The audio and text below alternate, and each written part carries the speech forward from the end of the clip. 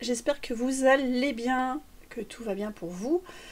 Eh bien, on est déjà à la fin du mois de janvier, ça passe vite et il y a pas mal de choses, en tout cas côté spatial, il s'en est passé des trucs de dingue. De mon point de vue, c'est des trucs de dingue. Voilà, j'espère que vous aussi. Et ben, on va parler surtout exploration de la exploration spatiale cette fin de mois. J'ai fait un live il y a 15 jours, on avait déjà pas mal discuté de certaines missions, mais vous verrez, il s'en est passé des choses depuis 15 jours. C'est impressionnant. Si vous n'aviez pas vu le précédent live, bah, je vous encourage à aller voir le replay. Alors, il doit être encore disponible sur Twitch, sinon il l'est sur YouTube. Voilà. Et ben, on est parti. Allez, go go. Go go. Alors, ça, qu'est-ce que c'est? C'est le 14 janvier. Je ne l'avais peut-être pas partagé à ce moment-là parce que ce n'était pas diffusé encore. Ce sont les images de l'atterrisseur japonais Slim de l'agence spatiale japonaise de la JAXA qui avait effectué le 14 janvier, pourquoi décembre 14 janvier, je crois que j'ai dit 14 décembre, n'importe quoi, 14 janvier, sa manœuvre de descente pour aller sur une orbite proche pour faire la tentative d'atterrissage. Et la dernière fois, j'ai annoncé cette tentative d'atterrissage. Alors, évidemment, cette tentative d'atterrissage, elle a eu lieu le 19 janvier. Voilà, pour moi, c'est quelque chose qui est le plus... C'était l'événement de ce mois de janvier, voilà. Et bonsoir, Jean. Alors voilà, Slim. Alors pour ceux qui n'auraient pas regardé l'atterrissage quand j'ai fait un live sur l'atterrissage, ça a été compliqué cet atterrissage parce que l'agence spatiale japonaise, alors c'était pas très interactif, on va dire. Je sais pas comment le dire. C'était, je sais pas comment dire. Ils ont fait des présentations d'un petit peu de la mission. Avec des présentateurs, mais c'était très... je sais pas comment dire exactement. Enfin, voilà. C'est sûr que c'était pas la méthode américaine. Voilà. On va dire comme ça, où on est plus habitué. Et ensuite, on avait... au moment de l'atterrissage, en fait, on a eu que un panneau avec des télémesures. Et du coup, le temps que ça soit traduit en anglais, que moi après je traduise en français, c'était pas super, c'était compliqué. Voilà. Voilà. Mais c'était intéressant. Donc ça c'est la mission, un rappel de la mission de l'atterrisseur Slim. Donc un atterrisseur avec des panneaux solaires d'un côté, on en parle. Des caméras de navigation ici qui vont permettre en fait justement de voir le terrain au moment de l'atterrissage et définir avec un logiciel autonome à l'intérieur de l'atterrisseur pour pouvoir se poser au bon endroit et éviter le bord d'un cratère, des gros rochers, ce genre de choses.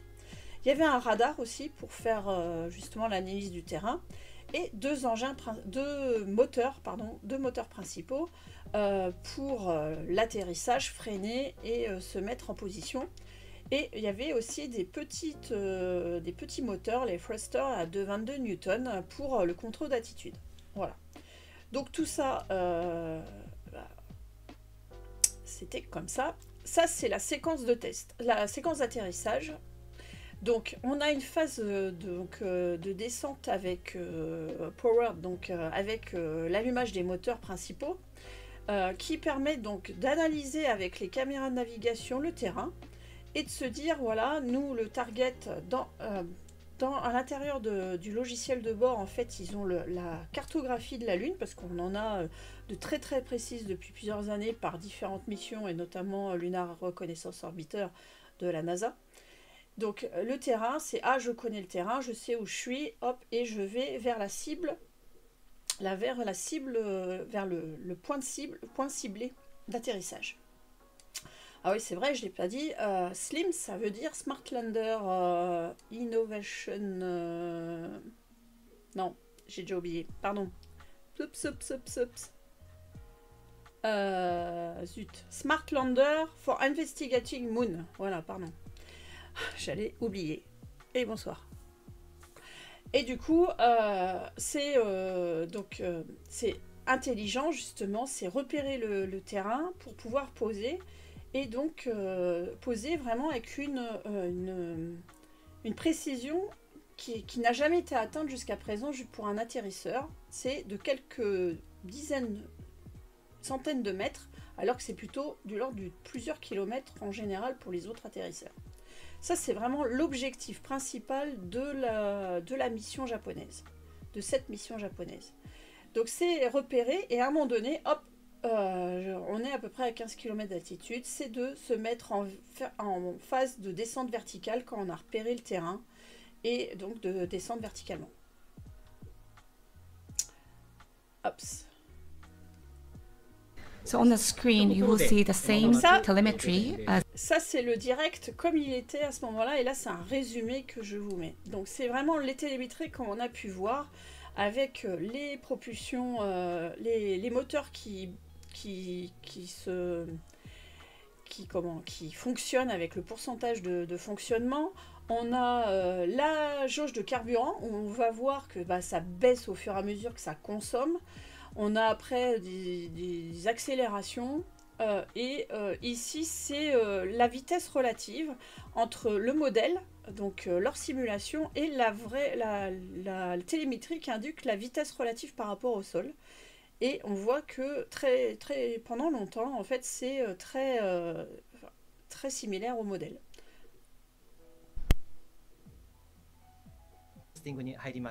Now you can see the engine Donc has... là, c'est un résumé, donc du coup, c'était beaucoup plus lent. Ça a duré presque 1 heure, la phase vraiment terminale. Et là, on est vraiment dans la phase de descente, où on va pouvoir descendre et voir où est-ce qu'on en est. Et vous regardez notamment, moi, de mon point de vue, regardez la masse de carburant, et regardez un petit peu la vitesse relative ici. stopped like 0%, so now it starts cruising and trying to see the surface. Now you see the engine is on now 100%, and now the third stage of boost has just started, and the third one will not be 100% all the time. Now it's been changed VDM. Now starting the vertical Là, on est vraiment à la phase finale, vraiment la phase. descent. C'est This is the second hovering. vertical mode. Vous voyez, on est à 50 mètres d'altitude. Now it's looking for the safe place to land. On a quelques changements.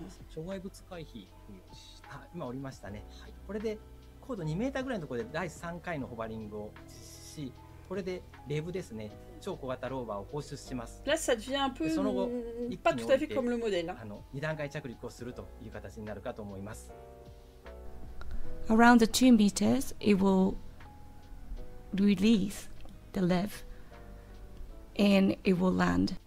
Donc à un moment donné, ils ont éjecté ce qui s'appelle les LEV, les Lunar Engine... mince. J'ai oublié le nom, pardon, hein. Je fais vraiment Lunar Excursion Vehicle, voilà, on va y arriver. Ces Two-step petits landing engins que je is reviendrai après. expected. モードが 今 MLM と Là, ça devient un peu n'importe quoi la télémétrie, mais 着陸したという状態になります。 a priori il est posé. Now you see Donc a priori il est posé. Les schémas indiquent quelque chose qui est pas forcément ce qu'on attend. Et en fait, on voit aussi que ça bouge, ça va avoir bougé en fait. Donc, on voit quand même, au moment du direct, on sait pas en fait ce qui s'est passé. Si, ouais, il y a beaucoup de sigles, il y a beaucoup de choses, voilà. On sait pas vraiment si ça s'est bien passé, pas bien passé et tout ça. Il a fallu attendre à peu près presque 2 heures après pour avoir une conférence de presse. My name is Kuninaka. Bon, je vais pas vous laisser, où ils nous disent, a priori, on a atterri, mais ça se passe pas très bien. La batterie, elle est en train de chuter. Ah oui, il y avait la puissance de la batterie, je crois. Non, oui, c'est ça. La batterie socle, là, on va regarder. On va aller voir. Hop. Et là, on ne voit pas sur ce résumé, mais elle a continué à baisser juste après. Donc la puissance de la batterie, elle continue de chuter. Et donc, à un moment donné, en fait, on voit qu'il n'y a pas le soleil suffisamment puissant pour pouvoir recharger la batterie. Et ça, c'est un problème. Si vous n'avez pas de batterie dans l'espace, qui se charge avec un moteur spécial, enfin, soit avec des panneaux solaires, notamment, votre batterie, à un moment donné, elle va complètement se décharger, et c'est un vrai problème, parce que vous ne pourrez pas, si elle descend à un trop faible niveau, vous ne pourrez pas la recharger à nouveau, même s'il y a du soleil. Du coup, ils nous ont avertis, ils ont dit, bon, il y a un problème, la batterie, il faut qu'on analyse des données, on va regarder, et bon là, il n'y a rien qui se passe. On ne savait pas trop ce qui se passait. Voilà. Donc finalement, ça c'est vraiment la séquence telle qu'il aurait dû se faire là. Je vais vous repasser ça. Ça aurait dû être la séquence. Et là vraiment, dans l'expectative, on ne sait pas. Ils disent qu'ils ont atterri. Il n'y a pas d'image. On ne voit pas grand chose. Donc là, il y avait le largage des petits élevés. Et après, voilà ce qui aurait dû se passer, c'est à un moment donné, ils coupent le moteur et hop, ils se mettent dans ce sens-là. Et donc, il y a les panneaux solaires qui auraient dû voir le soleil et donc recharger la batterie. A priori, ça s'est pas tout à fait passé comme ça. Bon, a priori, ils ont quand même... ils ont eu des données... La bonne nouvelle, c'est qu'ils ont eu des télémétries, en fait, après l'atterrissage. Ils ont donné, donc ils ont dit, on a des choses, il faut qu'on analyse, et on vous dira un petit peu ce qui se passe après. Pour eux, il y avait au moins le succès minimum. Ils ont fait un soft landing, donc un atterrissage doux sur la Lune, et ils ont fait tout ce qu'il faut. Donc là, la fameuse phase d'atterrissage avec la navigation basée sur cette cartographie. Et pour eux, ils ont au moins réussi, en tout cas la JAXA annonce, ils ont réussi le minimum de critères de l'atterrissage. Voilà. Et on était passé, ce que marque pas dans le petit résumé, on était passé en MLM, donc mode landing.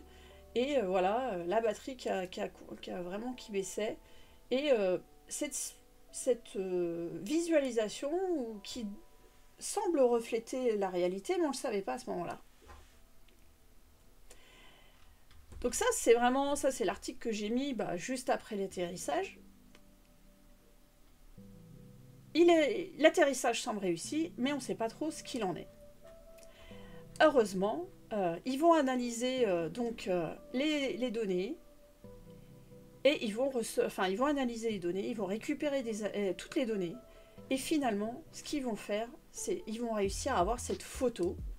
Cette photo, ça c'est la photo brute, très peu retravaillée par la JAXA, qui dit, voilà, on a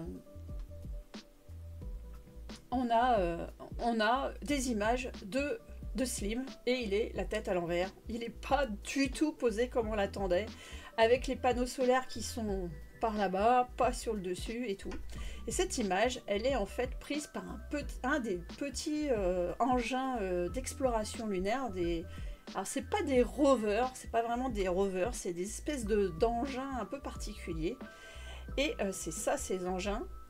Ces deux engins, LEV1 et LEV2, qui ont été largués avant l'atterrissage. Ça, c'est assez intelligent aussi. Par la JAXA, ils ont largué des choses qui pouvaient prendre des photos de l'atterrissage. Et LEV1, c'est un espèce de boîte avec un ressort qui permet de sauter sur la Lune, sur le sol lunaire, et qui peut émettre directement des données vers la Terre, sans passer par l'atterrisseur. C'est super malin. Et on a aussi SoraQ, le LEV2, s'appelle SoraQ. C'est une espèce de petite boule qui n'est pas plus grande que ça, qui est en fait développée par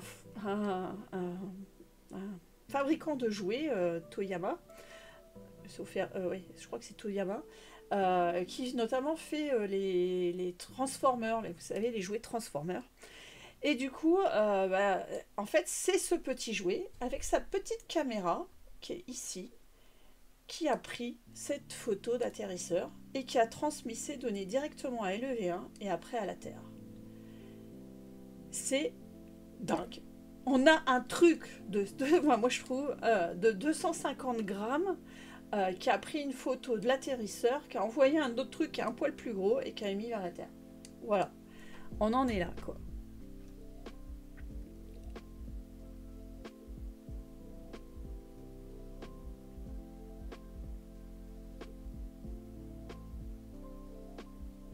Ah, je regardais les commentaires. Donc voilà, on en est là. On a, en tout cas, pour ceux qui en doutaient, c'est l'image. Cette image, elle confirme que Slim s'est posé sur la Lune. Ça s'est posé, peut-être pas comme attendu, ça c'est clair, c'est pas tout à fait comme il faut. Mais par contre, il s'est pas ratatiné, en tout cas sur la surface de la Lune. Ça, c'est vraiment la grosse nouvelle qui est arrivée il y a quelques jours, du coup, plusieurs jours après l'atterrissage. Ils ont partagé aussi une image, une vidéo de la phase de descente. Donc, ils ont bien récupéré. Alors, c'est pas de la super qualité, mais c'est vraiment les données de la caméra de navigation. Donc, on va voir le sol lunaire. Donc, c'est des images qui a été mis en vidéo. Le sol lunaire qui se rapproche en fait pendant la phase voilà, de repérage à l'horizontale et après la phase de descente.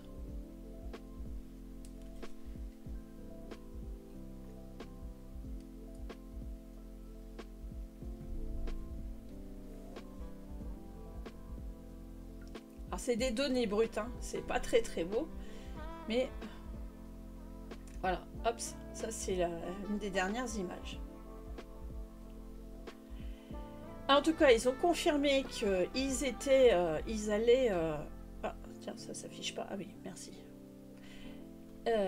Ils ont confirmé, enfin, ça, ils ont quand même réussi avec l'un des instruments qui est une caméra un instrument multispectral de faire une image. Pareil, elle n'est pas de très bonne résolution, mais c'est pas l'objectif, puisque c'est après pour faire des analyses multispectrales à plusieurs longueurs d'onde de ce qu'ils découvrent sur la zone d'atterrissage. Ils ont fait, il y a cette image. Ils ont notamment nommé des rochers après avec des noms de chiens, voilà, avec des noms de chiens. Donc on a du Shiba Inu, du l'Akita, voilà, Saint-Bernard Bulldog, voilà, ça c'est et Toy Poodle.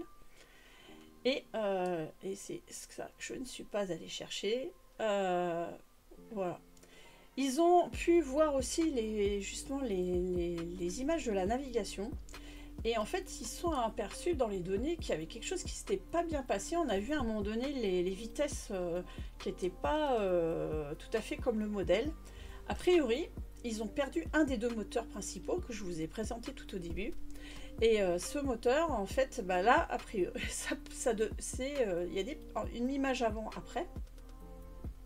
Et là, il y a un bout de tuyère. Il semble que la tuyère, vraiment l'espèce de cône qu'on a au bout du moteur, ils l'ont perdu pendant la descente. Donc ça, pour l'instant, l'Ajaxa n'a pas dit d'où ça venait. Ils sont en train d'analyser toutes les données qu'ils ont et ils vont essayer de trouver la cause racine de cette anomalie. Par contre, l'objectif vraiment principal, c'est de dire, voilà, on veut se mettre à moins d'1 kilomètre de distance, à moins de distance et tout ça, à moins d'1 kilomètre de précision. Là, ils ont atteint les 55 mètres de précision, en fait, par rapport à ce qu'ils voulaient cibler, en fait, voilà. Ça, c'était là où ils estimaient vouloir aller. Ils sont arrivés ici. Alors, peut-être que justement, à cause de cette anomalie de moteur, cette défaillance moteur, ils n'ont pas tout à fait obtenu la bonne précision, qui est encore plus précise que ça. Mais vraiment, ils sont très contents. Et ils ont le droit de l'être. Donc, le Japon devient la 5e Oula, la cinquième nation à atterrir sur la Lune, on peut le dire. Voilà, une belle infographie par mon ami Thésio. Les premiers, ce sont Luna 3 avec la Russie. Les deuxièmes, évidemment, Survivor 1 avec les États-Unis. Mais là, on remonte en 1966. On a les Chinois en 2013. Voilà, 2013 avec Chang'e 3. Et 2023, les Indiens, Chandrayaan 3. Et 2024, on peut dire les Chinois. Voilà, belle réussite. Et merci pour le follow, Lone Ghost.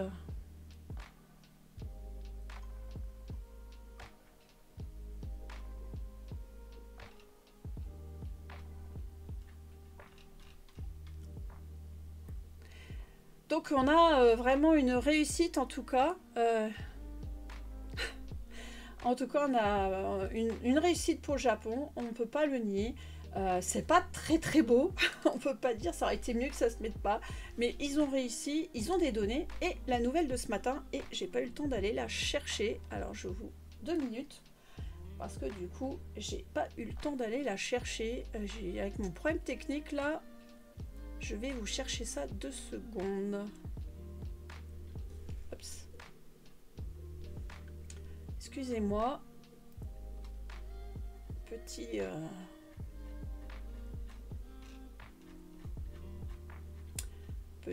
voilà.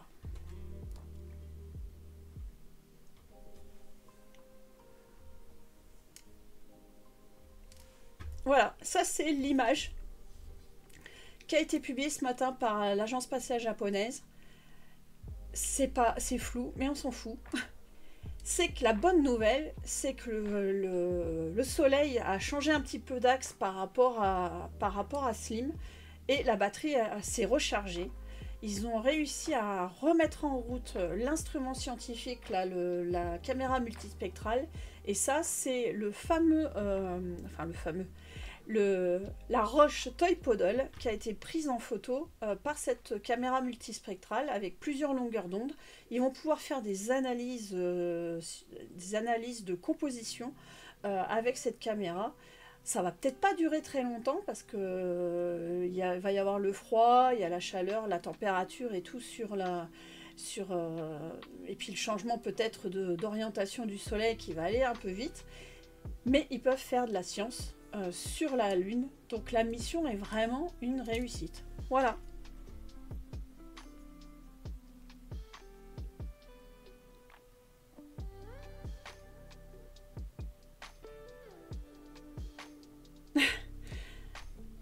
Et bonsoir en tout cas à ceux qui nous rejoignent. Donc on parle de la réussite en tout cas du Japon, 5e nation à atterrir sur la Lune. Hops. Hops. Je fais un petit à petit. Je ne sais pas si vous avez des questions, si c'est clair. J'aurais peut-être pu faire ça. Hops. J'avais pas pris le temps de l'intégrer dans mes présentations. Ah, il y a petite coupure, désolé, je ne l'avais pas vue.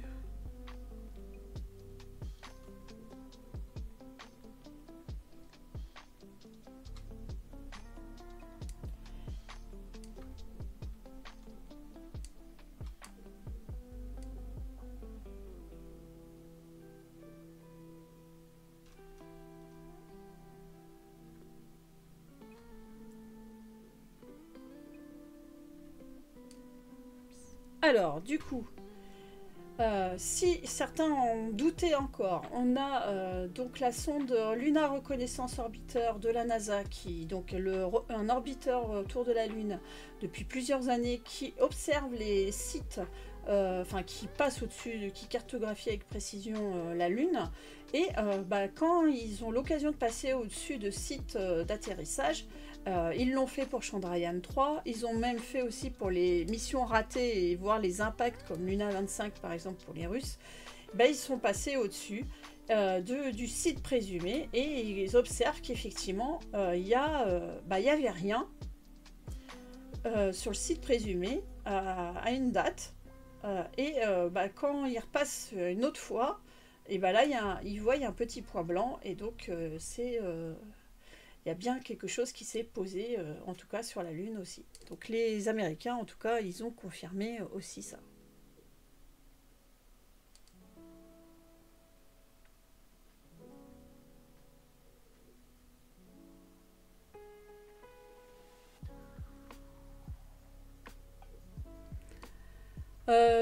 Je peux pas les enlever les pubs sur Twitch, je suis désolée, j'arrive pas, je sais pas les faire. Je n'arrive pas à les enlever.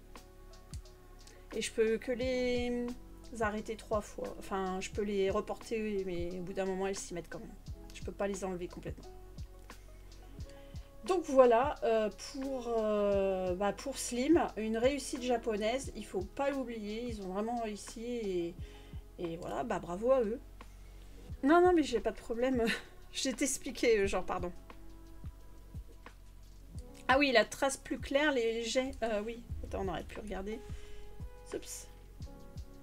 Oui, c'est le fait que le régolithe, il est effectivement, il est soufflé. D'ailleurs, ça fait partie. Oups, voilà. On voit que c'est plus clair. Ça fait partie d'études, en tout cas de la NASA. J'ai aperçu des choses écrites là-dessus, comme quoi c'est un vrai souci vis-à-vis quand on va vouloir faire une base lunaire.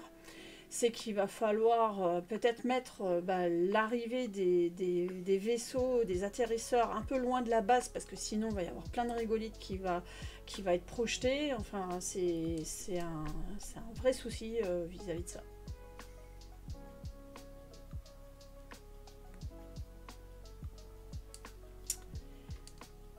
La conquête de l'Ouest. Ouais, ça va être la conquête de la Lune. Enfin, l'exploration de la Lune. Et ben voilà.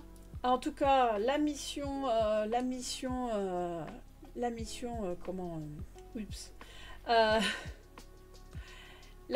Slim est un succès et bravo au Japon. Alors par contre, on va revenir. Alors voilà, si je vous mets l'article dans le chat, si vous n'avez pas eu l'occasion de le voir.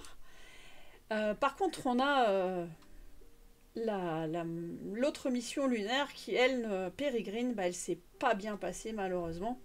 J'en parlais déjà la dernière fois. Donc là, le décollage s'était super bien passé. Ah non, j'aurais peut-être dû... Voilà. Le décollage s'était super bien passé, mais au fil des jours, en fait, on a eu des infos assez rapidement aussi qu'après la séparation du lanceur, ça ne s'est pas bien passé rapidement. En fait, ils ont comme toute mission, tu sépares du lanceur, tu te mets pour t'orienter face au soleil pour charger la batterie. C'est le même principe, c'est la priorité en général, c'est charger la batterie.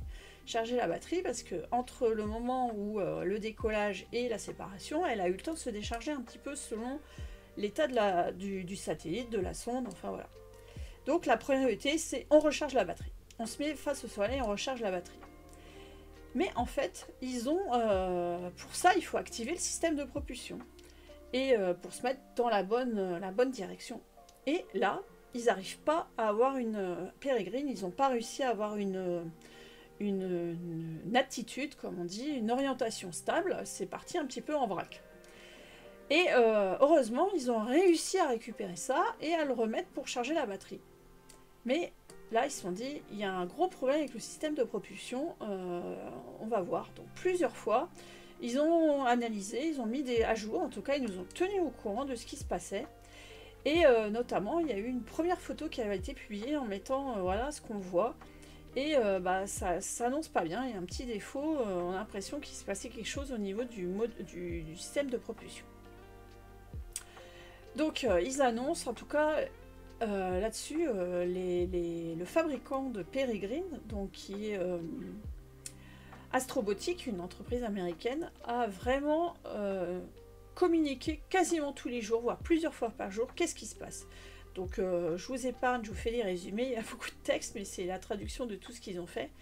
Et ils ont dit, il y a un problème, on n'ira jamais jusqu'à la Lune, en fait on va rater, on n'a pas assez de puissance, on va rater, on va bien aller jusqu'à l'orbite lunaire, parce qu'il y a l'espèce de d'accélération induite au moment de la séparation lanceur. Mais en fait, on n'est pas du tout dans la bonne direction. À un moment donné, on va faire ça, mais la Lune ne sera pas au bon endroit, en fait. Et donc, on va rater la Lune, on n'ira pas. Donc, ils l'ont annoncé.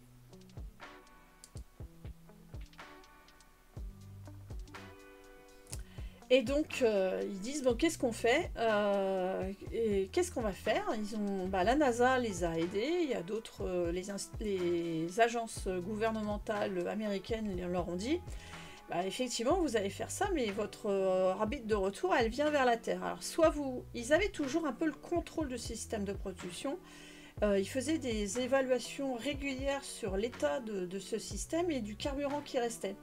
Donc ils avaient encore un peu de carburant pour orienter Peregrine et peut-être l'envoyer plus loin, aller faire autre chose, essayer de faire une mission secondaire. Puis finalement, ils ont décidé de faire une rentrée atmosphérique dans la Terre parce que pour pas polluer l'orbite soit autour de la Lune, soit l'orbite ailleurs, quoi.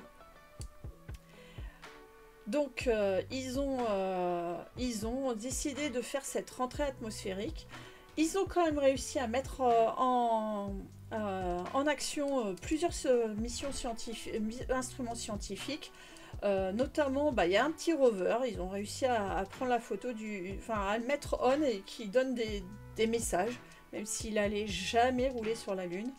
Ils ont fait des choses, voilà. Il y a un autre rover, les Mexicains qui l'ont mis on aussi.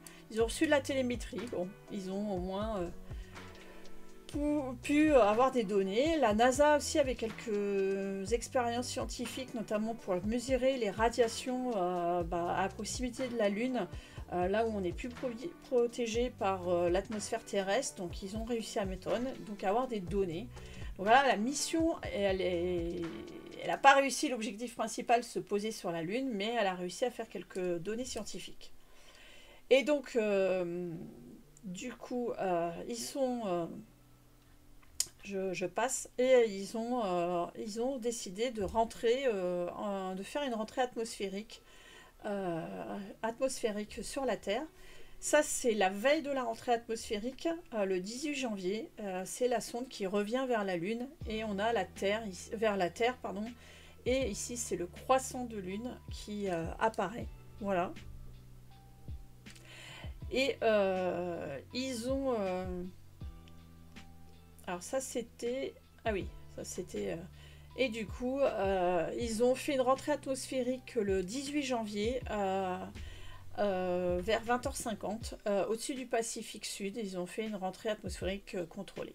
Voilà, donc il ne doit pas rester grand-chose. Et voilà. Ah, ça, c'était la sonde au moment de la séparation du lanceur. Avec le soleil dans la tronche. Pardon.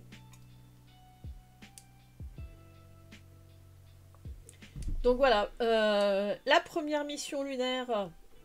de l'année, Peregrine n'a pas réussi son objectif d'aller atterrir. L'atterrissage était prévu pour fin février. C'est raté. Et, mais Astrobotic apprend. Ils ont déjà un autre atterrisseur qui est en plein développement. Ils vont forcément, avec toutes les données qu'ils ont récoltées et toute l'expérience qu'ils ont acquise, parce qu'ils ont manœuvré, fait des manœuvres de leur atterrisseur dans l'espace, et même près de l'orbite lunaire, on va dire, enfin en tout cas à distance de l'orbite lunaire. Donc ils ont pu tester pas mal de procédures, ils ont appris beaucoup et ils vont forcément faire un retour d'expérience. En tout cas, ils l'ont annoncé pour leur prochain atterrisseur qui est prévu à ce jour, enfin qui avait été annoncé en tout cas pour la fin de l'année, décollage fin de l'année. Peut-être qu'il va y avoir, évidemment, avec ce qui s'est passé, parce qu'a priori, il y a eu quand même une explosion au niveau du système de propulsion. Donc, ce retour d'expérience va avoir lieu et ils vont peut-être un petit peu décaler le prochain atterrisseur, qui est plus gros. Mais en tout cas, ils vont apprendre et on leur souhaite bonne chance pour la prochaine fois.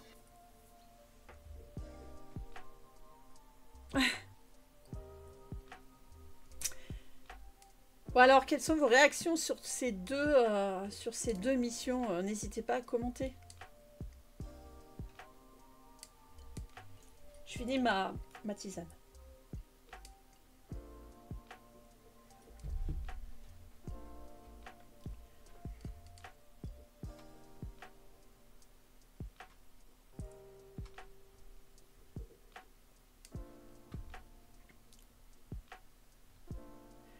Allez, on va finir l'exploration avec les mauvaises nouvelles.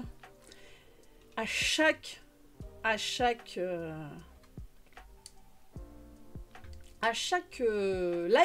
je disais Ingenuity, tout va bien, il a encore fait 1, 2 vols, 3 vols, tout ça. Et ben voilà, maintenant Ingenuity c'est fini. On n'en parlera plus. Il ne volera plus malheureusement. Malheureusement, on ne verra plus parce que Ingenuity, un peu moins de 2 ans, un peu moins de 3 ans avant ça, enfin, après un peu plus de presque 3 ans de vol, il a fait 72 vols, mais le 72e a été fatal. Donc le 70e, c'était au mois de décembre, 22 décembre, j'en avais parlé fin décembre. Et le 6 janvier, il a, alors je sais pas si j'en avais parlé, il a fait un atterrissage d'urgence lors de son 71e vol. Et au 72e, ils se sont dit, il s'est cassé quelque chose, on va faire un 72e, on va faire juste un vol vertical, on va voir ce qui se passe. Et là, patatras, ils perdent de communication avec Ingenuity. Ils ne savent pas ce qui s'est passé et tout. Ils ont mis plusieurs jours à reprendre le contact avec entre Ingenuity et le rover Perseverance. Parce que les données transitent entre Ingenuity, le rover et ensuite vers la Terre. Et ils ont mis plusieurs jours à récupérer les données. Et ils ont annoncé donc il y a 3 jours.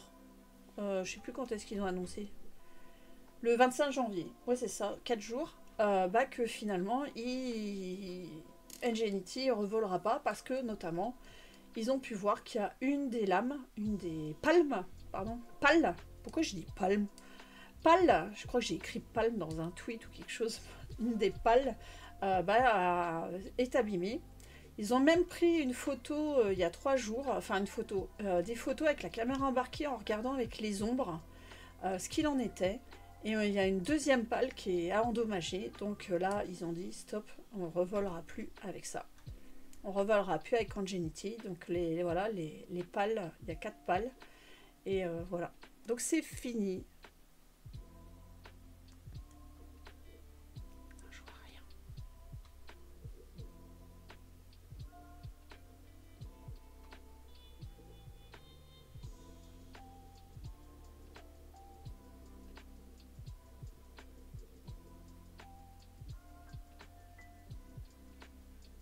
Et bonsoir Langoste. Alors du coup, oui, alors pourquoi effectivement, je lisais, pourquoi ils font pas un autre vol perdu pour perdu? Je ne sais pas, peut-être qu'ils vont faire quelque chose, mais ils l'ont pas annoncé. Ils ont dit c'est fini, il y aura plus de vol vraiment, on arrête, voilà. Peut-être qu'ils feront quelque chose et ils l'annoncent pas, je sais pas. Je sais pas du tout, en tout cas ils ont dit ça suffit. On arrête. Bon, et il faut rappeler quand même que c'était au départ une mission secondaire de la mission Mars 2020. Donc c'était le rover Perseverance, ça c'était la mission principale. Ingenuity, c'était une démonstration technologique. Il devait faire que 5 vols au départ. Quelques secondes pour voler. C'est un énorme succès. Il a fait 72 vols, plus de 300... un record d'altitude de 24 mètres, près de 17 km parcourus, plus de 2 heures de vol, c'est un énorme succès. Ça ouvre la voie à plein d'autres missions, notamment donc Mars Sample Return, qui est le retour des échantillons prélevés par Perseverance dans des petits tubes qui sont laissés le long du chemin de Perseverance. Si Perseverance ne peut pas aller les chercher pour l'apporter à l'atterrisseur qui vient chercher ces échantillons pour les ramener sur Terre, il est prévu 2 petits drones type Ingenuity pour aller les chercher et les ramener à ce fameux atterrisseur qui doit les ramener après en orbite martienne et après sur Terre. Donc voilà, on sait que ça marche, enfin on sait, la NASA sait que ça marche, ils sont capables d'en faire, et ils sont en train de développer un énorme drone volant qui s'appelle Dragonfly. C'est un très gros, beaucoup plus gros, parce qu'Ingenuity c'est pas très grand, hein, c'est une boîte, là aussi voilà, je l'ai mis, hein. Voilà, c'est une boîte de 50 cm, enfin en tout 50 cm de haut, 1,20 m d'envergure, c'est pas très très gros, c'est pas très, c'est surtout pas enfin c'est surtout pas très lourd, c'est assez léger. Mais Dragonfly c'est un gros truc. Bon après c'est pas la même planète, enfin c'est pour aller sur la lune Titan de Saturne, mais du coup ça ouvre la voie à plein d'autres missions. En tout cas c'est faisable. Le JPL est toujours en avance, en général on avance sur plein de démonstrations technologiques, et en tout cas celle-là elle a très très bien marché. Et bonsoir Actu SpaceX, voilà. Bonsoir en tout cas, et bienvenue, merci pour le follow. Alors, Lord Gibus qui nous donne des précisions techniques, en tout cas, sur les 20 000 tours par minute. Alors, je ne sais plus si je l'avais mis là. En tout cas, je l'avais fait quand j'avais fait l'article, en tout cas, au départ. Est-ce que, au départ, quand c'était annoncé... hop, est-ce que... Ah, j'ai pas la vitesse.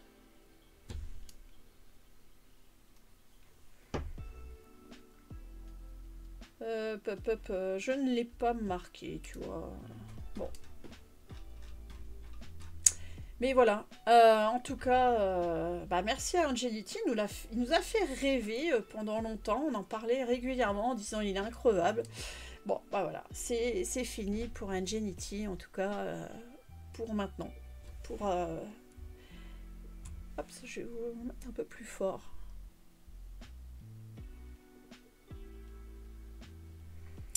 Et voilà.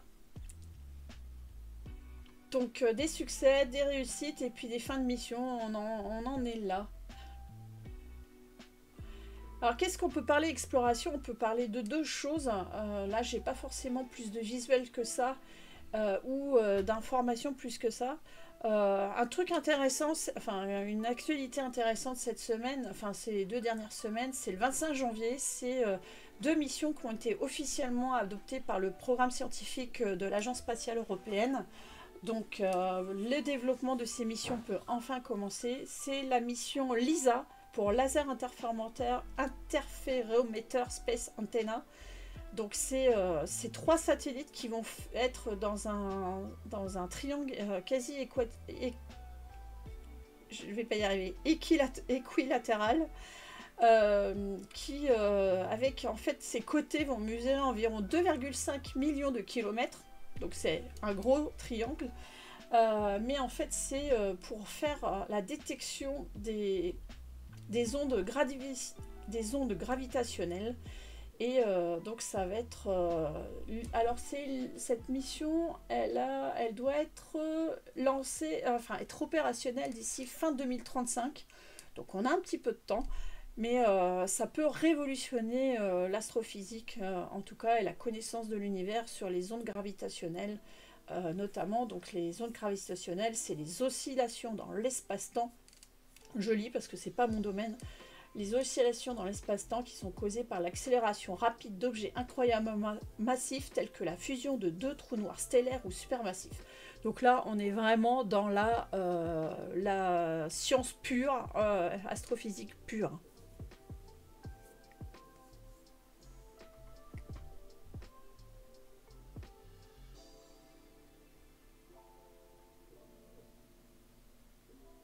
Donc voilà. Ça, c'est la première chose. Et la deuxième mission approuvée par l'ESA, donc, alors l'ESA, il y avait eu ce qu'on appelle un démonstrateur technologique qui s'appelait l'ESA Pathfinder, à petite échelle, qui avait démontré la faisabilité de cette mission.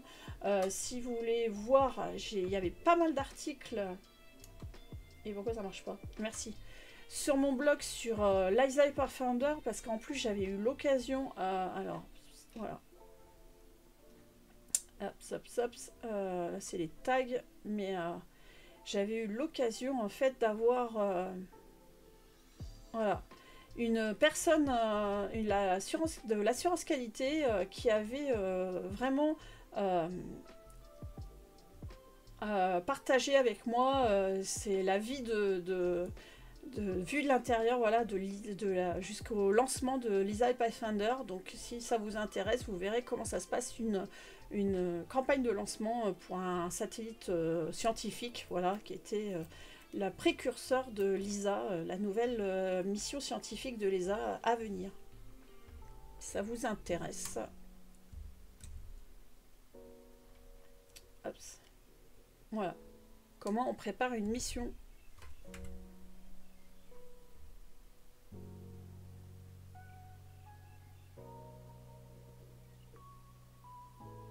Ça vous dit un peu plus la mission et tout, je vous encourage à aller voir si ça vous intéresse. Lisa Pathfinder qui vous explique un peu Lisa. Enfin, ce que ça pourra être Lisa. Si j'ai le temps, je vais peut-être faire un article bientôt sur Lisa, donc voilà. En général, mes articles, pour ne prenez pas peur, mes articles ne sont pas très longs. J'essaye de vulgariser. Et donc, vous en saurez un peu plus que pendant le live. La deuxième mission, c'est Envision. Ça, c'est une image d'artiste, Envision. Donc, une mission, pareil, donc de l'ESA qui vient juste d'être approuvée et qui donc va pouvoir commencer le développement tant que tel, sachant qu'il y a déjà des instruments scientifiques qui sont en cours de développement. Mais le maître d'œuvre pour l'ESA va être choisi cette année. Et cette mission Envision devrait être lancée en 2031 et c'est un orbiteur donc de l'ESA autour de Vénus. Ça sera le deuxième après Vénus Express et devrait être lancé donc voilà, je vous ai dit 2031. Et donc c'est pour étudier Vénus à la fois sa haute atmosphère, l'atmosphère plus basse, mais aussi sa surface. Éventuellement sous la surface, il y a différents instruments scientifiques. Et donc voir un petit peu pourquoi Vénus est devenu un monde hyper désagréable alors que peut-être Vénus était comme la Terre auparavant, mais voilà pourquoi elle est devenue inhospitalière et voir un petit peu l'histoire de Vénus. Et ça va être super intéressant à suivre dans les années à venir, donc voilà, bonne chance à Envision.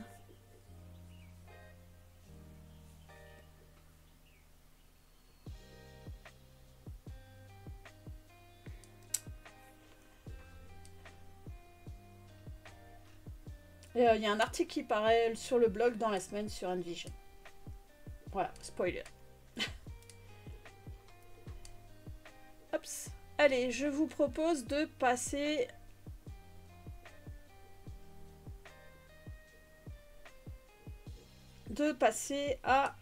au vol habité. Je pense que l'émission sera un peu plus courte peut-être que d'habitude. Enfin, ça va aller assez vite. On va passer au vol habité et le premier lancement aussi de cette actu. Le premier lancement de cette actu, c'est Falcon 9 qui a décollé avec 4 astronautes à bord et que je n'ai pas noté dans mes carnets. J'ai pas noté tous les noms parce que surtout il y en a un que j'ai un peu de mal. Hop, j'arrive. Mon anti-sèche.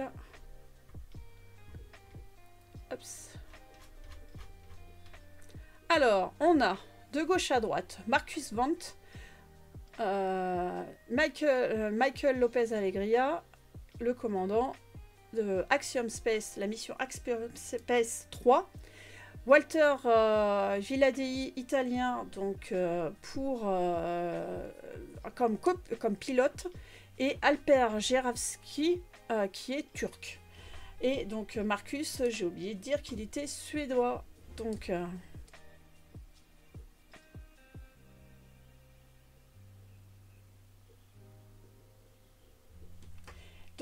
c'est une mission donc pour Axiom Space, c'est une mission privée qui va décoller, donc qui décolle avec ses 4 astronautes à bord pour un séjour de 14 jours dans l'ISS. Et donc le décollage, c'était le 19 janvier. à bord 10, de Crew Dragon, il faut le préciser, et donc d'une Falcon 9. 9, 8, 7, Allez, un peu de bruit, ça vous dit? 6, 5, 4, 3, 2, 1. Ignition. Engine full power. And liftoff. Go Axiom 3.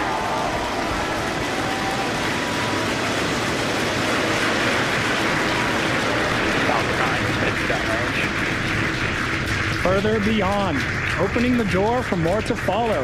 Godspeed AX3. Stage 1 propulsion is nominal.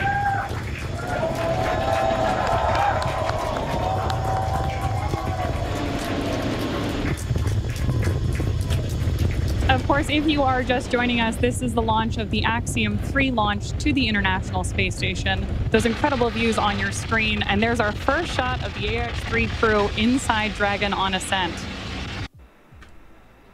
Stage 1 throttle down. That call telling us that the engines are beginning to throttle down. MECO. Stage separation confirmed. SpaceX Dragon 2 Alpha. Some loud cheers here as we can see that the Stage 1 boost back startup. first and second stages have separated.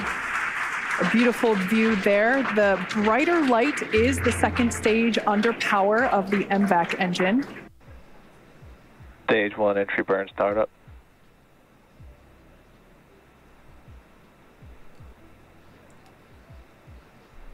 Stage 1 entry burn shutdown.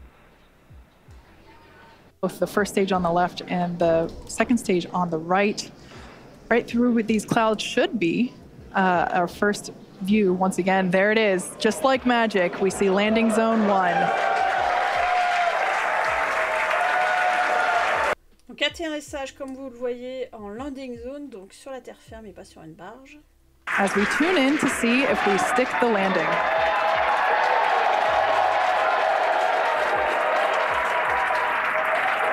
And if you couldn't tell by the loud cheers, we did Stage 2 FTS has saved. We did stick that landing.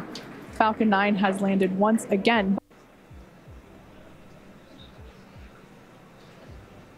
MVAC shutdown. Deployment, among other things, which... Donc c'était le cinquième, je mets juste en pause 2 secondes, c'était le cinquième atterrissage, donc vol et atterrissage du premier étage, donc vous avez vu tout s'est très bien passé à ce niveau-là, pour une mission, on va dire presque de routine pour Falcon 9, et on a donc la séparation du vaisseau Crew Dragon, qui lui effectuait son 3e vol, la capsule s'appelle Freedom. As Kate mentioned earlier, there we go. Dragon separation confirmed. As you can see, Dragon has separated from the second stage. A pretty cool view here looking up at the heat shield that will return the AX3 crew back to Earth in just about 2 weeks. So this is our first view of AX3 flying free.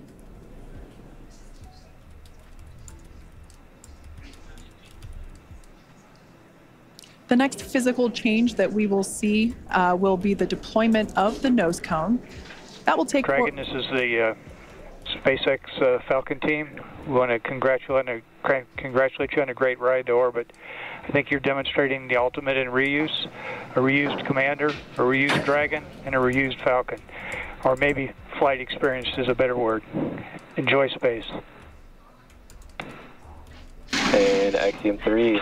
Y'all Durst, and as I was saying, it's a team sport. Thank you guys. And Axiom 3, this is your launch director here. Walter, Albert, and Marcus. Congrats, welcome to your first flight on Dragon. Mike, on the other hand, welcome to the Dragon Frequent Flyer Club. I imagine you'll have enough miles to qualify for platinum status after this flight. Godspeed, Axiom 3, cheers. Mark, thanks to you and your team, we're very grateful up here. Donc voilà, donc on a cet équipage qui était en route pour l'ISS pour le 19, oui c'est ça, 19 janvier, et ils sont arrivés dans l'ISS le 20 janvier. un peu moins de 24 heures. Voir l'arrivée avec le time-lapse un petit peu habituel là, que nous propose ça. What you're seeing now is a live view from the International Space Station. We have a tally-ho of Dragon Freedom and the Axiom crew inside. The Dragon is approximately 4 kilometers, is what you're looking at now, 4 kilometers away from the International Space Station. Je sais pas pourquoi il nous a mis cette musique, je l'enlève.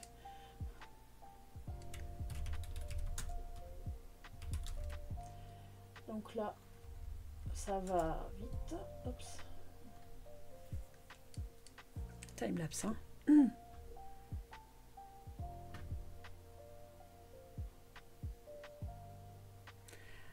La photo de groupe, oui, elle est... Bon, je vais aller plus loin parce que sinon là, ça défile et tout. En tout cas, le vaisseau, il s'approche de l'ISS. Hop, et tout va bien. Voilà, ça c'est l'arrivée finale. Hop.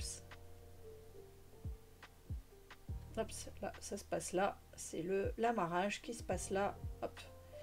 Ce qu'on appelle la soft capture. Et après, il va y avoir la hard capture, donc les crochets qui se séparent pour vraiment faire une étanchéité entre les deux vaisseaux.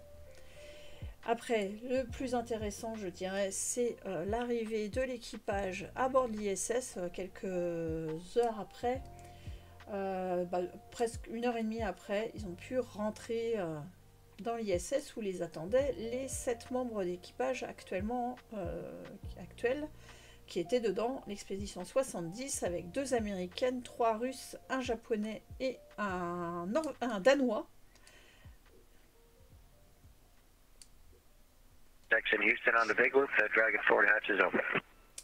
On a à droite le futur Oleg Kononenko, qui est le futur recordman du monde. 6:13 a.m. Central Time. Du monde en durée cumulée dans l'espace, avec il va dépasser les 1000 jours en durée cumulée. Et voici le Suédois et le Turc. Coming together first through the hatches, Marcus Wandt and Alper Gezerauchi of Sweden and Turkey, respectively. Marcus a un énorme sourire, il a tout un sourire comme pas possible, il a un super sourire. The two are followed by Walter Villaday, pilot of the Dragon Freedom. Last coming into the International Space Station, Commander Michael Lopez Alegria.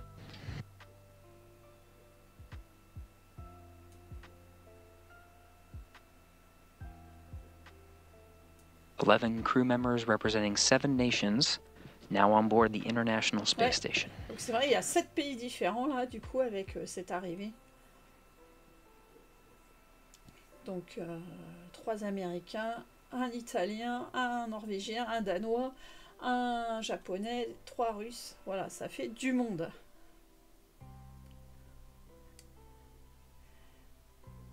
Et oui, en tout, du coup, on a en ce moment 14 personnes dans l'espace. Donc voilà, l'ISS de ce côté-là. Et on a 3 Chinois, faut pas oublier, qui sont dans leur propre station. Donc 14 jours dans l'espace pour Axiom 3, pour l'équipage Axiom 3. Donc ils reviennent... j'ai pas noté. J'ai pas noté. Je vous dis ça. Ils reviennent le 2 février. Ils vont repartir de la station le 2 février. Si tout va bien, si l'amérissage peut avoir lieu comme il faut, donc près de la Floride, il faut que le temps soit bon pour qu'il se désamarre. Mais voilà. Ah, chercheur de montagne qui fait un raid. On va attendre 2 secondes.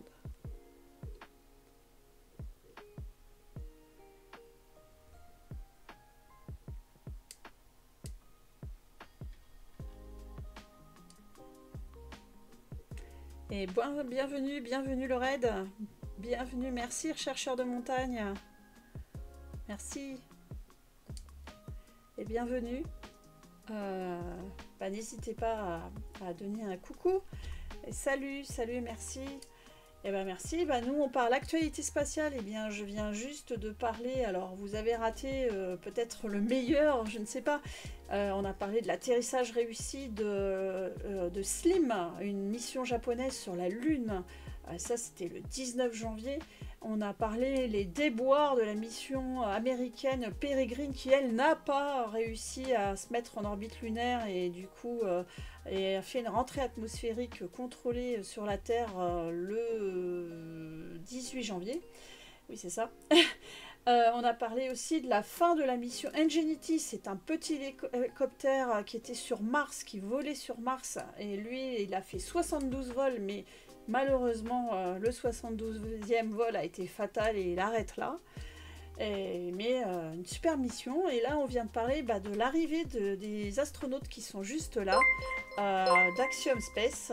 Donc, 4 astronautes, donc une mission privée à la Station Spatiale Internationale, avec notamment plusieurs Européens à bord, et dont Marcus Wendt, qui lui fait partie de l'Agence spatiale européenne. Il était astronaute de réserve et grâce à cette mission privée, il vient d'arriver dans l'ISS.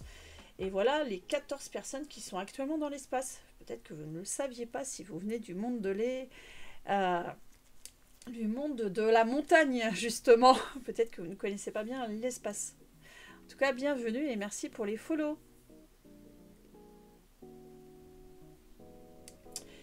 Et du coup, j'en étais là. On va parler alors, justement côté chinois. Donc, on a trois taïkonautes ou astronautes. On dit astronautes en général, mais 3 taïkonautes qui eux ont vu arriver un cargo qui a été lancé le 17 janvier avec cette longue marche 7. Et on aime bien les bruits de fusée. Alors, si vous ne parlez pas couramment chinois, ne vous inquiétez pas, nous non plus. Et on va aller voir le lancement surtout du lanceur. Et pourquoi? Hop. Voilà, on avance.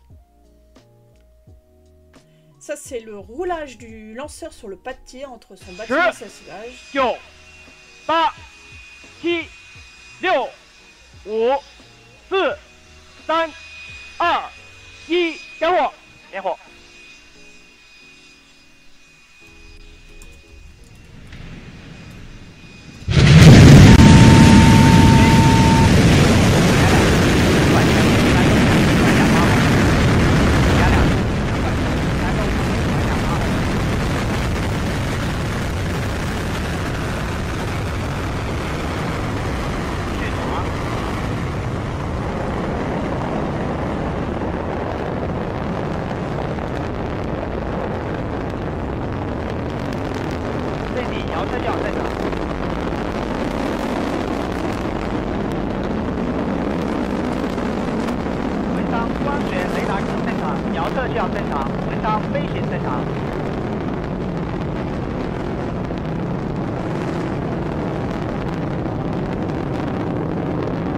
110更正常。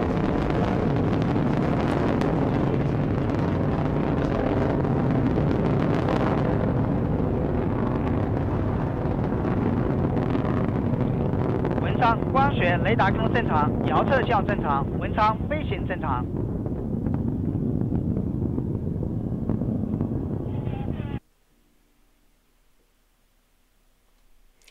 Ça va être, donc on a vu le décollage, hein, bien puissant. Ça c'est la séparation des boosters du premier étage avec caméra embarquée.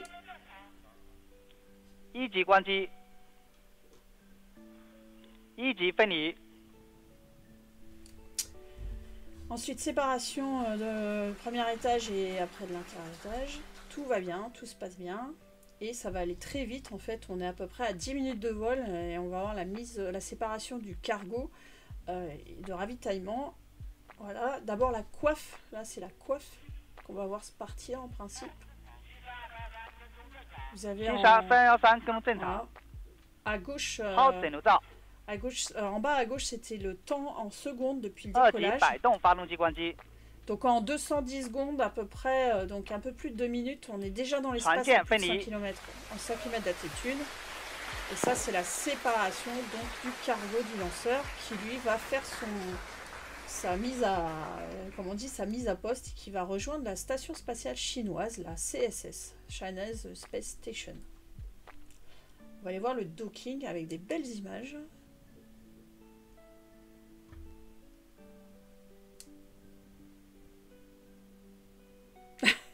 Oui, alors, oui. Ah oui, pardon. J'oubliais, le truc très important, comme j'expliquais un petit peu au début, on veut récupérer très rapidement de l'électricité, donc on déploie les panneaux solaires si c'est des panneaux solaires déployables, et on récupère l'électricité de suite. Voilà.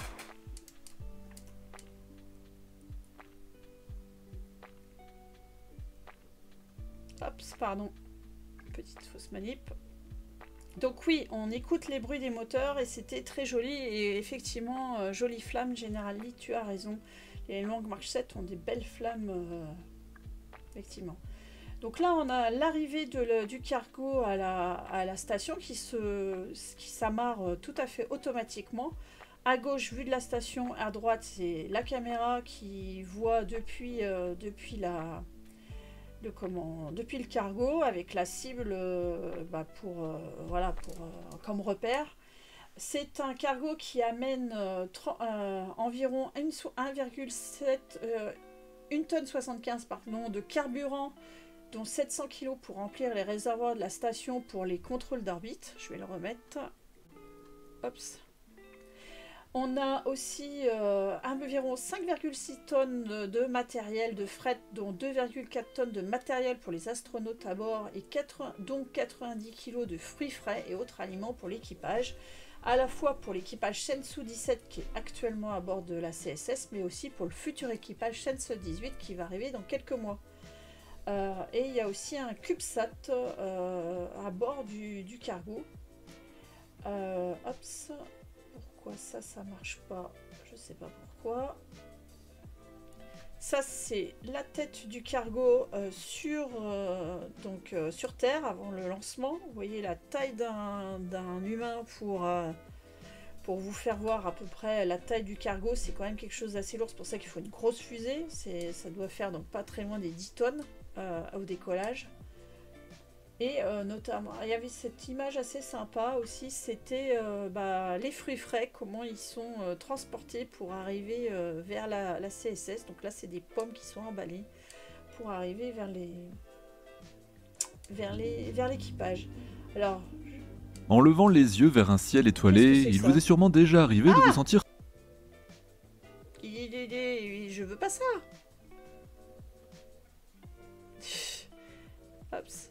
Pardon, ça a bousculé sur un autre. C'était le journal de l'espace, mais voilà. Ouais. Du coup, donc à chaque fois, il y a les cargos qui sont prévus en fait très souvent à mi-parcours. En fait, ils ravitaillent la station vers la fin, à peu près à mi-parcours d'un équipage pour après l'autre équipage qui doit arriver dans quelques mois. Je crois que le prochain équipage c'est en mars. Et par contre, à l'heure actuelle, la Chine prévoit d'ajuster la fréquence des lancements de ces cargos, justement Tianzhou, à l'heure actuelle, il y en avait 2 fois par an, ils vont peut-être en faire 3 fois par an, 3 fois tous les 2 ans, avec une capacité de charge augmentée de plus de 20% pour vraiment assurer le fonctionnement autonome de la station pendant 9 mois. Voilà, et pas seulement 6 mois.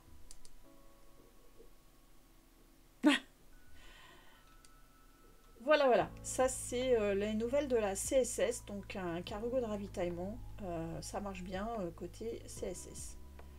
Vous voulez du bruit? Alors, qu'est-ce que je vous prends? Je vais prendre celui-là. Le SLS, ça se prépare aussi côté NASA avec des tests de moteur.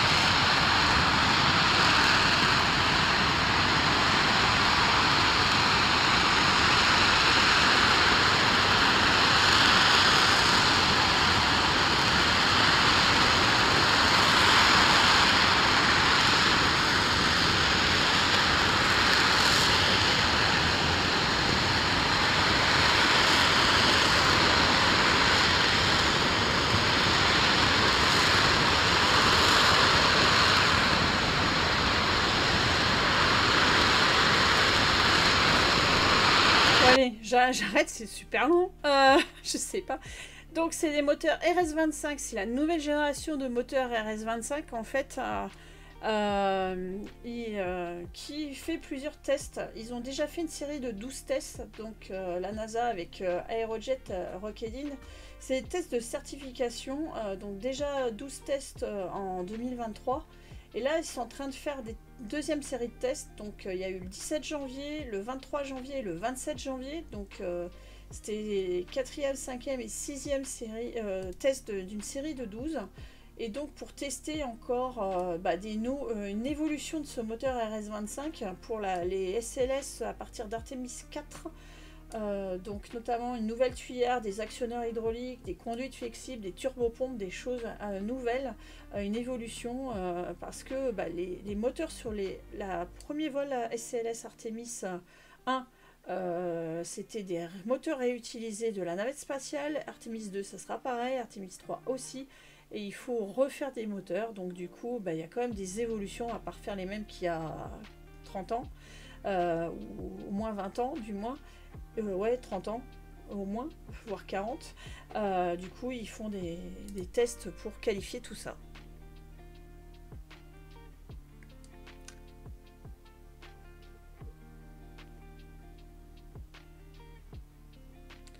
Ah, j'ai jamais entendu parler les trucs de salmonellose pour les laitues dans les stations. Ah ouais?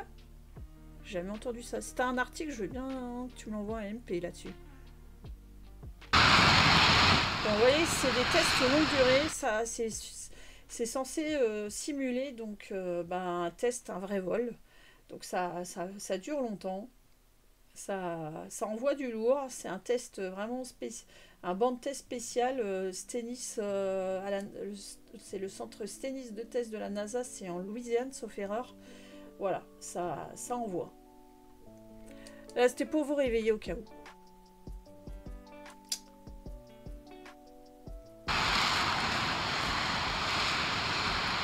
Allez, je vais passer à un autre truc qui fait du bruit. Vous allez voir.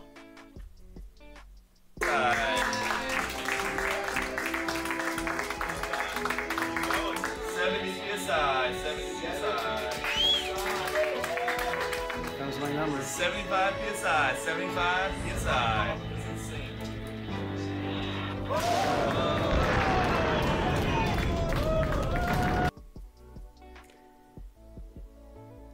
Voilà, ça c'est des tests aussi qui éclatent et tout. Donc du coup ça c'est intéressant, c'est donc alors je vais remettre au début parce qu'il y a beaucoup de blabla sur cette vidéo et c'est pas grave.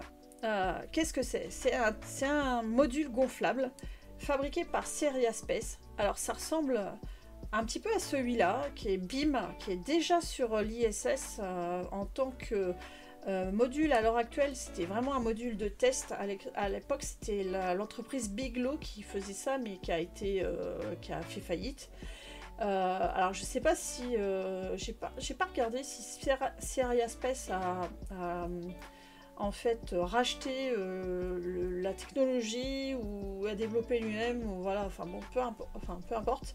Ils sont en train de développer des gros modules gonflables et de faire plein de tests de qualification pour répondre à ça et pour être autorisé à les envoyer dans l'espace et en tant que station privée. Donc voilà, ça c'est Bigelow dans l'ISS et voilà un gros module gonflable développé par Seriaspace. Et là ce test en fait ils ont fait jusqu'à 4 fois la spécification de la NASA. Déjà il fallait qu'il y a une spec pour dire il faut tenir une certaine pression. Ils ont déjà fait donc ce test il devait dépasser par rapport à la pression nominale, il devait faire plus 27%, et ils ont fait finalement x4 et ça a explosé à x4 en fait, donc plutôt rassurant en tout cas pour ce style de module. Et voilà à quoi ça ressemble. Alors l'intérêt c'est que quand c'est pas gonflé, ça prend pas de place dans un lanceur et c'est léger et ça se gonfle en orbite et on peut faire des plus gros volumes.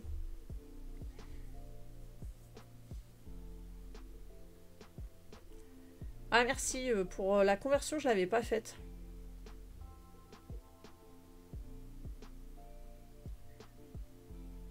Oui, tout à fait. La station spatiale, elle est un petit peu inférieure à une atmosphère, effectivement. Tout à fait, c'est tout à fait ça.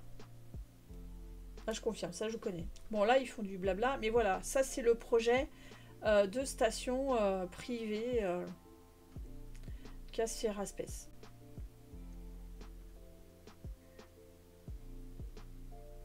Et il précise, donc il y a énormément de couches.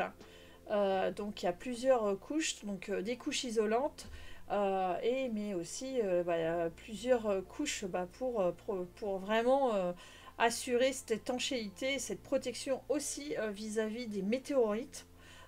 Donc les MOD layers, c'est ce qu'on a aussi sur la station, hein. Il y a plusieurs couches, hein. C'est pas juste une boîte d'aluminium, on va dire, ou d'acier. Il y a plusieurs couches pour protéger, enfin assurer l'étanchéité et aussi protéger des micro-météorites, et voilà ce qu'ils présentent.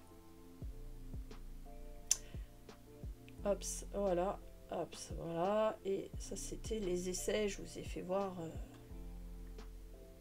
la conclusion, on va dire. Voilà, je voulais parler un petit peu actualité, mais pas toujours les mêmes. Oui.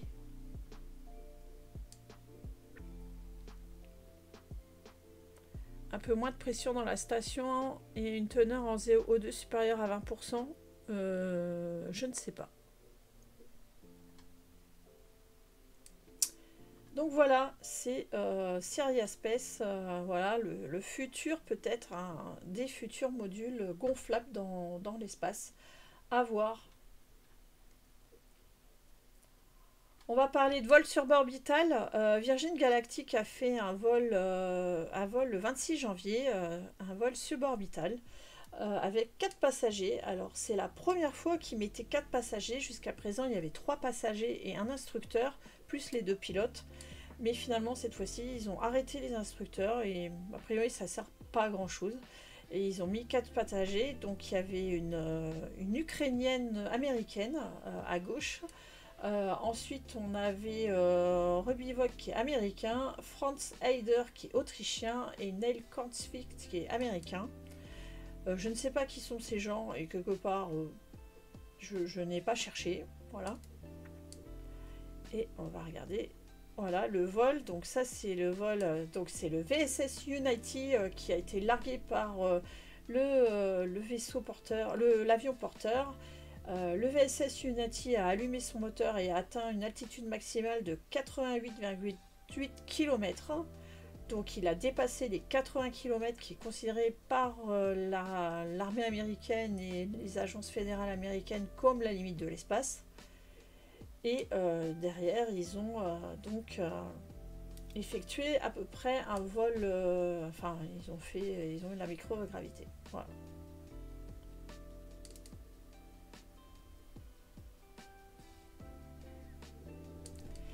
L'Ukrainienne aurait déclaré que au moins depuis la vue, elle ne voyait pas les frontières et les guerres.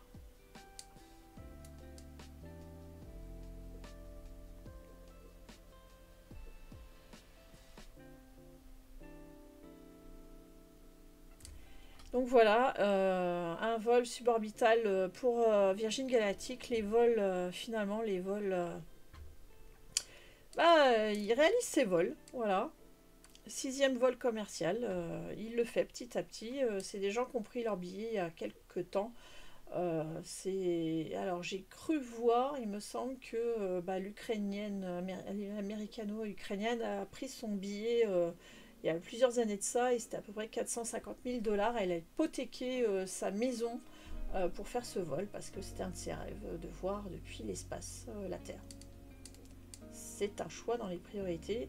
J'ai pas 450 000 $ à mettre, mais bon, je serais bien tentée de regarder tout ça. En termes de lancement, alors on va aller voir ça, où on en est. Les lancements, je sais plus. Ops. Alors, on va passer au lancement. Ouais, déjà 6 lancements. Non, c'est pas ça que je veux. J'arrive.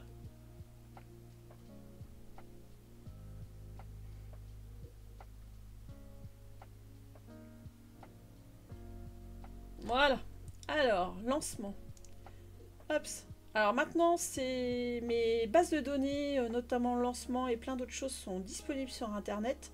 Il faut aller sur mon site Hops et vous avez le lien ici en haut. Il s'appelle Rêve d'espace plus.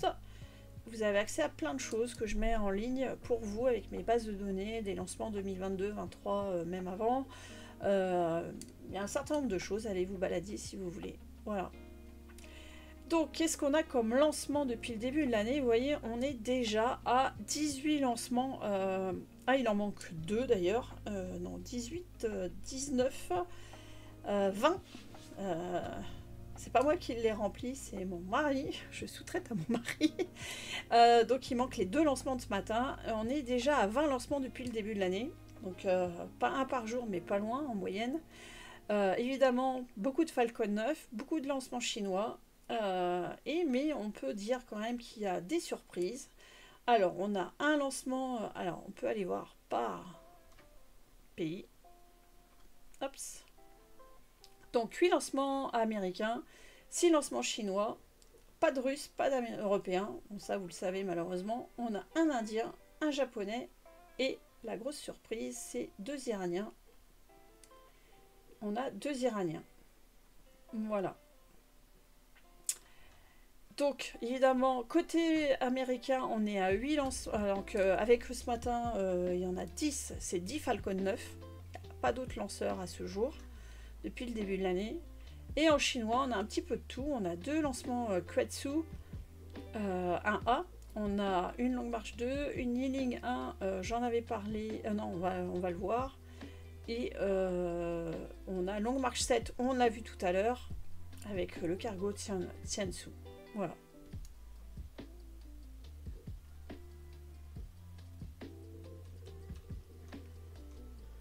Ah.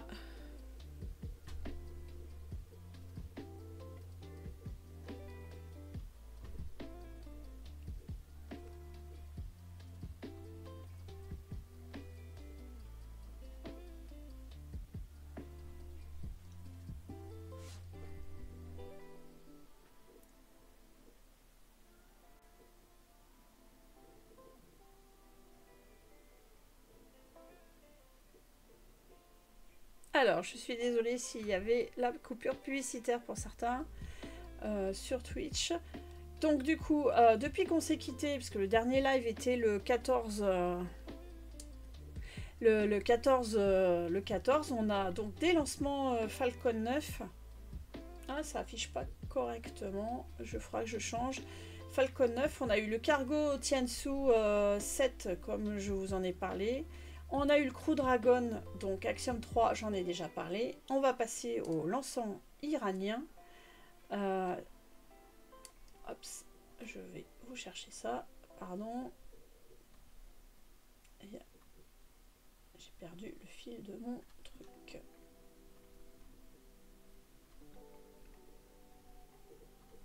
Hops. Alors, le lancement iranien, c'est un... Alors, l'image est peut-être pas top. Oh là.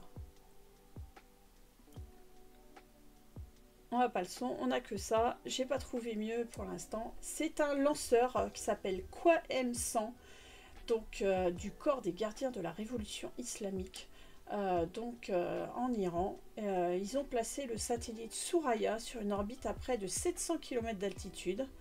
Donc un nouveau lanceur orbital pour l'Iran. 700 km d'altitude pour cette mise sur orbite, c'est un record pour l'Iran. Donc l'Iran qui a fait, donc déjà l'année dernière ils avaient fait 1 ou 2 lanceurs, et là ils en ont encore fait un, ils en ont fait un deuxième. Alors je sais pas ce qu'on voit de plus, je me souviens plus.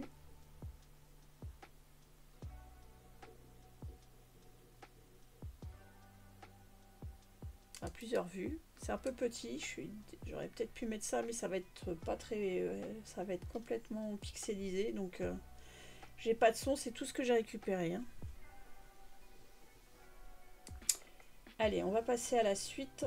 Peut-être pas besoin de voir plus, excusez. Et là, on a le 2... Alors ça, c'était le lancement le 20 janvier.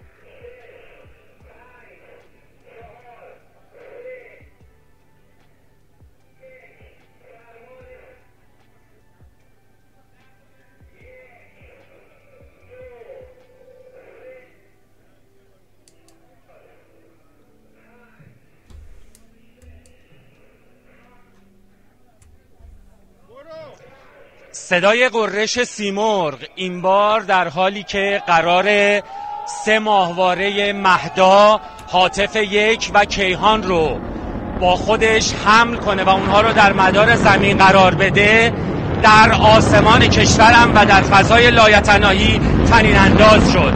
عباس رسولی، خبرگزاری صدا و سیما.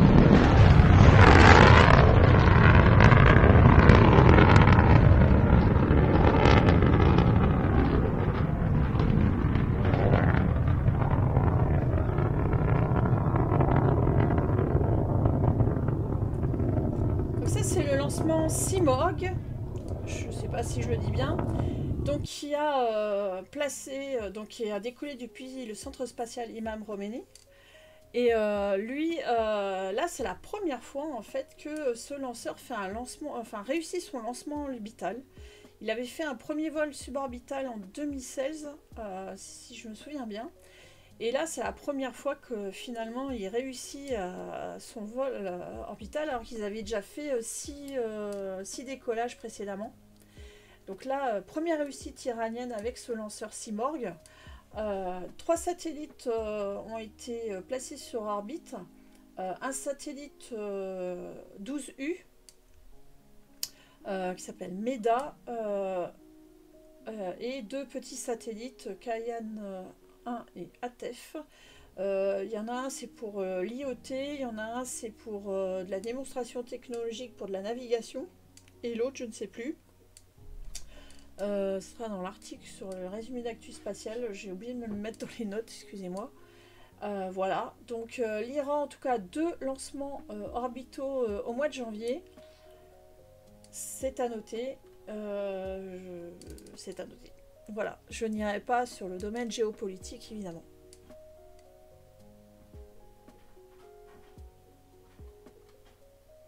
Côté autre lanceur, du coup, on va faire les Chinois. Les Chinois depuis le 14, depuis la dernière fois qu'on s'est vu, depuis le 14, on a eu donc Long March 7, on a vu tout à l'heure. On va avoir donc celui-là. Qui est Tsongke 1 ou Li Jian 1 et voilà.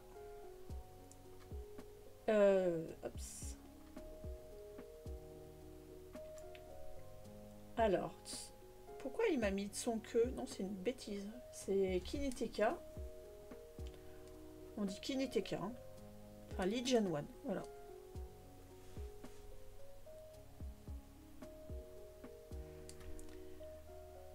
Donc Kineteka qui ressemble aussi à un missile, faut dire ce qui est.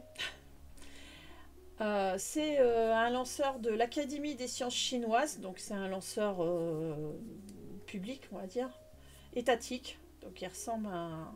et qui a donc mis sur orbite 5 satellites d'observation de la Terre.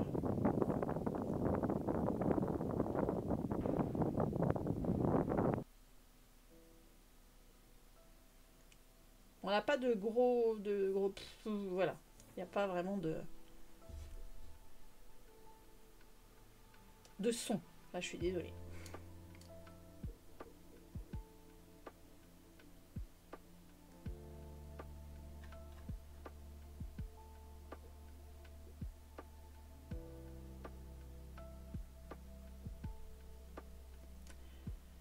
Donc voilà, ça c'est le lanceur chinois. Et truc très original que j'ai partagé sur les réseaux, c'est il y avait un boule de nouilles chinoises à bord. Donc là, c'est le déploiement des satellites, c'est une belle vue. Et il y avait un bol de nouilles à bord de l'étage supérieur. Voilà. C'est assez extraordinaire ce truc. Ils ont mis, voilà. C'est dingue. Voilà, ça, c'est la photo avant de partir. c'est de la pub, je sais pas. J'ai pas su... Voilà. Pardon. Donc voilà, on a un bol de nouilles chinoises sur orbite.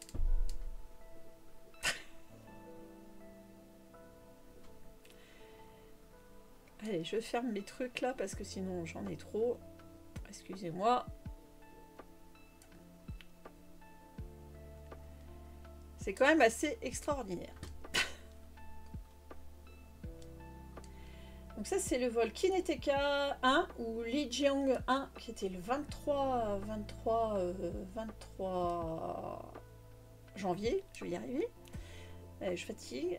Et on a, c'est tout pour les lancements, à part donc des Falcon 9 avec des Starlink. On en avait un le 14, on en a eu un le 15, on a eu un le 24 et on a eu 2 la nuit dernière qui ne sont pas encore sur mon tableau. Donc à la fois depuis la Floride et à la fois depuis la Californie.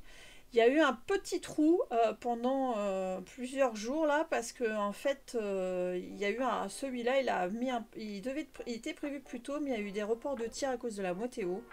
Mais voilà, donc c'était mais la cadence en tout cas pour les tirs Starlink continue. Faut que je change l'affichage, il manque des trucs. On va finir avec quand même aussi des lanceurs chinois qui préparent l'avenir. On va aller voir ça.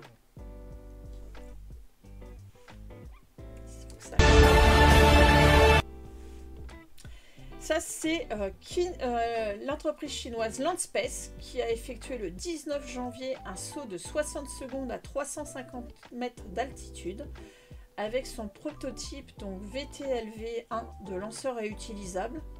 Ils ont testé justement le fait maintenant de sauter et d'aller se positionner ailleurs. La précision de la position d'atterrissage est d'environ 2,4 mètres. Et la vitesse d'atterrissage est d'environ 0,75 mètres par seconde. Je ne sais pas si c'est bien ou pas bien. A priori, s'ils ont publié, c'est qu'ils sont quand même pas si mécontents que ça. C'est au méthane oxygène liquide, le moteur. Donc voilà, la Chine prépare le réutilisable à la Falcon 9.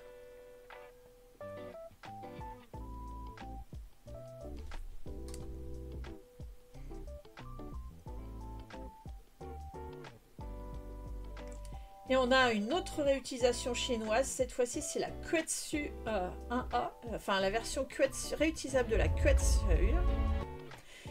Donc voilà cette version. Donc moteur pareil, méthane LOX. Bon là c'est un petit vol vertical de 22 secondes avec 9 secondes de vol statique. Mais en tout cas la Chine prépare plusieurs lanceurs réutilisables. La Quetsu 1A, c'est un lanceur léger qui fait pas mal de lancements. Je vous ai dit tout à l'heure déjà qu'il y avait eu 2 lancements début janvier de ce lanceur. Donc c'est vraiment un lanceur qui veut faire beaucoup de lancements. Voilà. Lanceur, je répète, mais voilà. En tout cas, test en cours de réutilisation côté chinois, ça y va.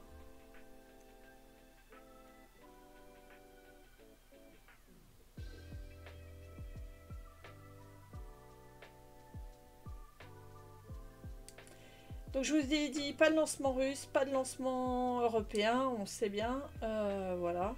Et on va finir, on va finir ces actus, ça va faire à peu près 2 heures. Comme je viens tous les 15 jours là, du coup, il y a moins de choses à dire peut-être. Ça c'est le lanceur New Glenn qui est en préparation. La dernière fois, je pense que je vous avais fait voir le premier étage et le second étage qui étaient séparés. Cette fois-ci, ils ont été assemblés en vue de tests. On voit quand même que c'est un gros lanceur. Là, vous avez les gens. Vous avez les gens en taille. Ça permet de voir un peu la taille de ce lanceur. Gros lanceur, en tout cas, orbital pour Blue Origin, qui prépare un vol inaugural d'ici la fin de l'année. Et ben voilà, moi je pense que j'ai terminé avec tout ce que je voulais vous dire. Je vérifie mes petites notes. On peut essayer d'aller voir qu'est-ce qui est prévu dans les prochains jours, les choses importantes. Alors, qu'est-ce qu'on a? On a demain soir, pardon, un cargo Sinus NG20 qui va décoller. Alors, cette fois-ci, depuis une Falcon 9, parce que il n'y a plus d'Antares, donc ils sont obligés de décoller avec une Falcon 9.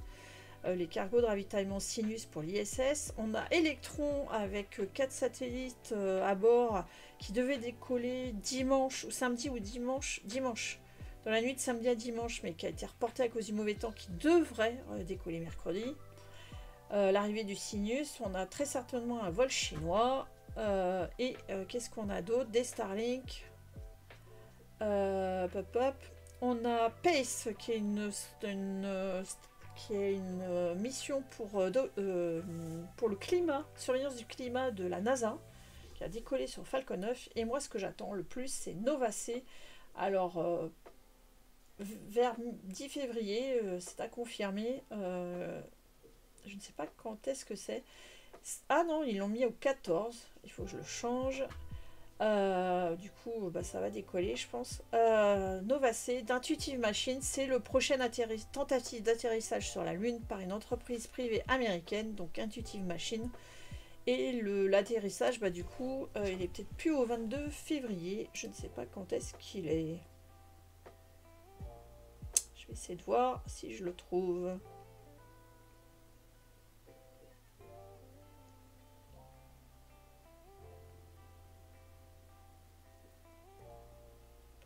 Hop. Ouais, j'ai pas la date. Voilà. Qu'est-ce que... Donc voilà, qu'est-ce qui nous attend? On se retrouve bientôt pour tout ça. Voilà. Hops.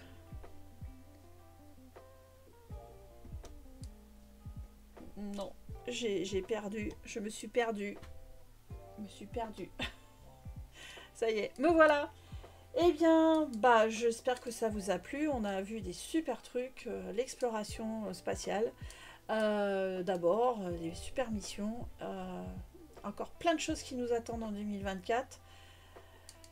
Et puis, donc on se donne rendez-vous très certainement au pire dans 2 semaines pour un prochain rendez-vous des actus spatiales. Peut-être entre deux pour d'autres choses. Voilà. Et j'espère que ça vous a plu. Merci en tout cas d'être resté, d'être là. Et puis, comme toujours, n'hésitez pas à commenter sur les réseaux, à dire ce que vous voulez, ce que vous aimez, ce que vous n'aimez pas. Et puis, je vous dis à bientôt. Bonne nuit et surtout, continuez de rêver. Ciao, bye. Merci en tout cas pour votre support. Est-ce que vous avez quand même un live, un raid ?